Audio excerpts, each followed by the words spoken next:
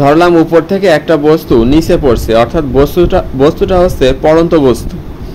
এখন এই বস্তুটা সে টোটাল টি সময়ে যদি এক্স মিটার দূরত্ব অতিক্রম করে তাহলে তার গড় বেগ হবে এক্স বাই টি, অর্থাৎ সরণ বাই সময়।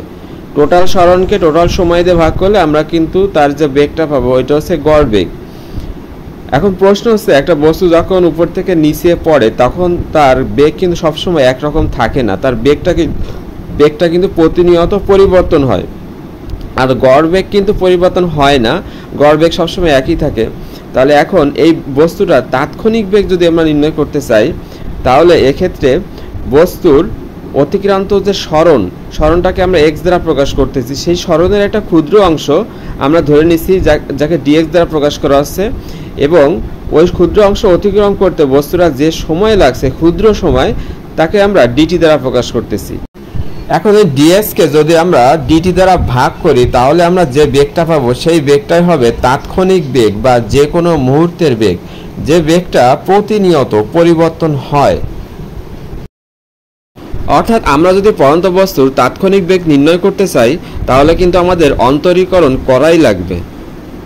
এখন প্রশ্ন হচ্ছে এখানে ক্ষুদ্র বিষয়টা কেন আসতেছে, তার কারণ এক্স এর মান যত ক্ষুদ্র হবে, অর্থাৎ সরণ যত ক্ষুদ্র হবে এবং টাইম যত ক্ষুদ্র হবে তত নির্ভুলভাবে তাৎক্ষণিক বেগ নির্ণয় করা সম্ভব।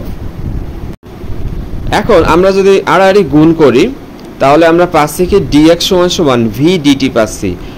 এরপর এই সমীকরণ এর উভয় পক্ষে আমরা ইন্টিগ্রেশন নিয়ে আসলাম,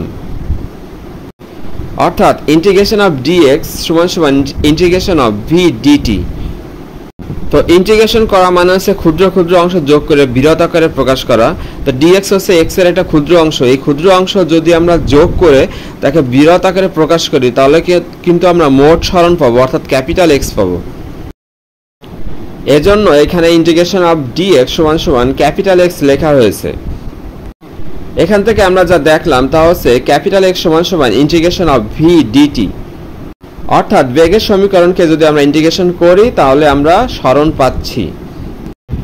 আবার ইন্টিগ্রেশন করা মানে বলা হয় যে ক্ষেত্রফল নির্ণয় করা।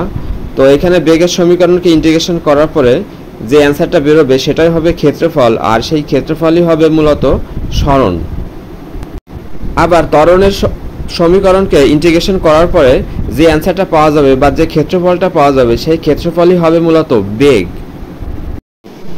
এখান থেকে আমরা যা শিখলাম তা হচ্ছে অন্তরীকরণ ছাড়া তাৎক্ষণিক বেগ নির্ণয় করা সম্ভব না, অথবা তাৎক্ষণিক ত্বরণও কিন্তু নির্ণয় করা সম্ভব না। আবার ইন্টিগ্রেশন ছাড়া ক্ষেত্রফল নির্ণয় করা সম্ভব না। আর আপনি যদি ক্ষেত্রফল নির্ণয় করতে না পারেন তাহলে সরণের মান বা বেগের মানও আপনি নির্ণয় করতে পারবেন না।